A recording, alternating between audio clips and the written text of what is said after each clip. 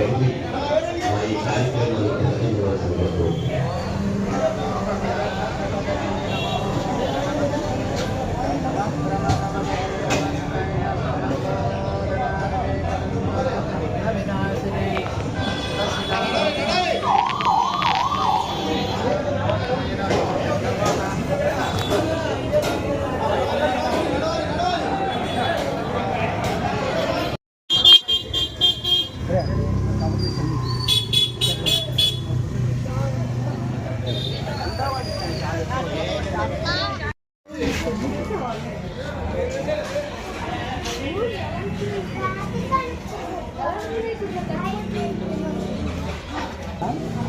Board పెద్ద board లేదు.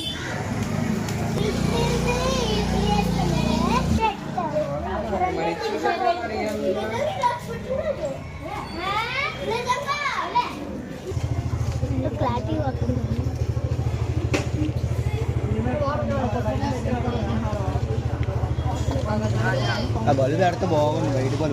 White colour white ఎక్కువ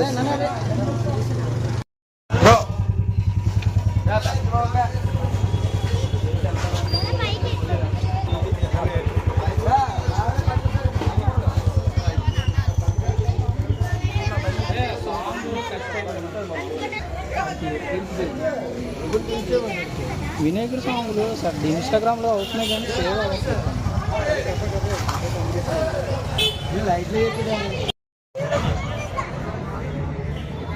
సార్ సీసీ కెమెరా వారు కొంచెం పగడకు మీ వైర్లు కట్టుకున్న ఇప్పాలి.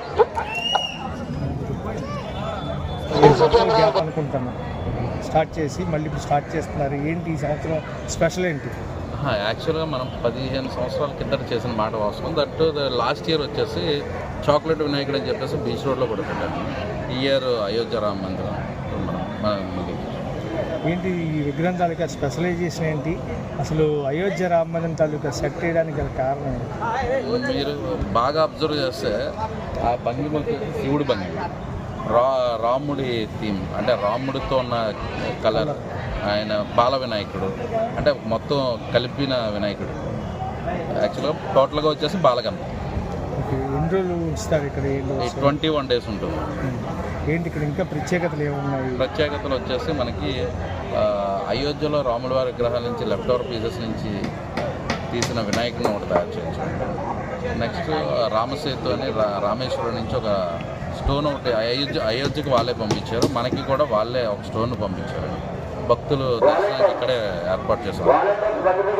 భక్తులకి ఏమైనా స్పెషలైజేషన్ అలాగే ఇక్కడ ప్రసాదం డిస్ట్రిబ్యూట్ చేస్తున్నారు, చార్జ్ చేస్తున్నారు. భక్తులకు వచ్చేసి 20 రూపీస్ అన్నీ కంటిన్యూస్గా మన ప్రసాదాలు వండుతూనే ఉంటారు. ఇక్కడ కుకింగ్ అవుతుంది. అంటే ఇంకా స్టార్ట్ అయింది, ఇప్పుడే స్టార్ట్ అయింది. 20 అలా మన భక్తులు ఎంతవరకు వస్తారో అందరికీ ఫ్రీగా ప్రసాదం పెడతాం. సాధారణంగా ఎక్కడైనా సరే వినాయక చవితి ఉత్సవాలు జరిగితే జనరల్గా మనకి హైదరాబాద్ బాలాపూర్ గణపతి కానీ ఖైరతాబాద్ కానీ ఈ లాస్ట్ ఎండింగ్ లాస్ట్ వేసి లడ్డూని వేలం పాటు అలాంటి సాంప్రదాయం ఏమైనా మనకి ఇక్కడ ఉందా లేదా? లడ్డూ వేలం పాట అనేది ఉంటుందండి. కానీ వాళ్ళు చేశారు వీళ్ళు చేశారని ఒకరికి కాంపిటీషన్ అని మన సాంప్రదాయం జనాలు తెలియాలనే చెప్పేసి నేను చేయడం తప్ప మనం ఒకరు పోటీ కాదు, మనకెవరు పోటీ. అంటే ఏమైనా ఉందా అలాగే ఎంత వెయిటేజ్ లడ్డు ఏమైనా ఉంటుందా? అది ఇంకా తెలియదు, ఇంకా ఏం అనుకోలేదు. ప్రజెంట్ ఇది అంటే ఈ మధ్యకాలంలో వాతావరణం కూడా అనుకూలించలేదు. మనకి కూడా చాలా కంటిన్యూ వర్షాల వలన పనులు కూడా పూర్తిగా అవ్వలేదు.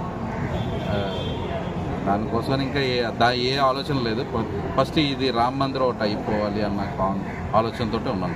ఈ ఉత్సవాలకి ఓవరాల్గా ఎంత మీ శ్రమ దీని వెనకాల ఎంత ఉంది? ఎంతమంది శ్రమిస్తే ఈ విగ్రహం తయారైంది? కాస్ట్ ఎంతవరకు ఉండొచ్చు అప్రాక్సిమేట్లీ? దీనికి వచ్చేసి గత 2 నెలల నుంచి చేస్తున్నారండి. ఒక 80 మంది వర్కర్స్. వాళ్ళందరూ ఒక్కొక్క అంటే భారతదేశంలో నలుమూలల నుంచి వచ్చారు. ఒక్కొక్క పార్ట్ తీసుకుని అన్నీ చేశారండి. ఫ్రంట్ ఎలివేషన్ ఒకరు, పెండాల్ ఒకరు, నెక్స్ట్ వినాయకుడు విగ్రహం ఒకరు, ఈ డెకరేషన్ ఒకరు, లైటింగ్ ఒకరు, అట్లా ఒక్కొక్కటి చేశారు. మొత్తం అన్ని ప్రాంతాల వాళ్ళు వచ్చి ఇక్కడ చేశారు. యాక్చువల్గా ఇక్కడ వినాయక చవితి ఉత్సవాలు పందిళ్ళు వేయాలంటే గవర్నమెంట్ సిస్టమ్ ఒకటి పెట్టింది, ఏదైతే సింగిల్ విండో సిస్టమ్ ద్వారా పందిరిని ఏర్పాటు చేసి పర్మిషన్ ఇస్తామని చెప్పి ఆ రకమైన పర్మిషన్ మీరు పొందడం జరిగిందా? అలాగే ఇక్కడ స్టాల్స్కి ఏమైనా జీవీఎంసీ పర్మిషన్ ఉందా?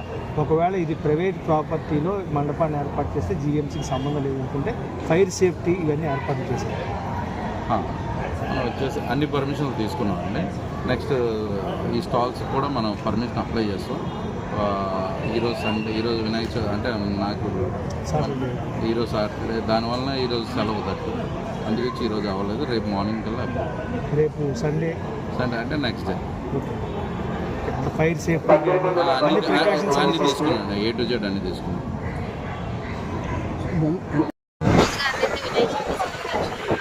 ఈ విగ్రహం తయారు చేయడానికి 2 months ప్లస్ అయింది. ఎందుకంటే లాస్ట్ మంత్ కాకుండా జూలై 17th ఇది రాట పూజ అనేది జరిగింది. అప్పటి నుంచి 2.5 monthsలో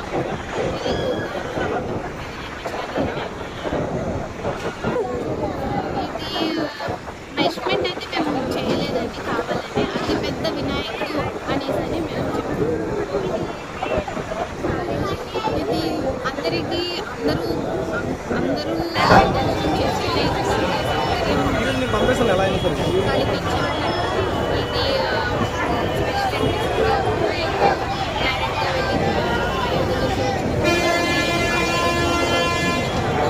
అలాగే రామచేతు నుంచి షూటింగ్స్ కూడా టచ్ చేయొచ్చు. ఇవన్నీ స్పెషల్ అట్రాక్షన్స్ పెట్టడం ఇస్తారండి బొమ్మనే. ఈ మహోత్సవాలు మొత్తం 21 రోజులు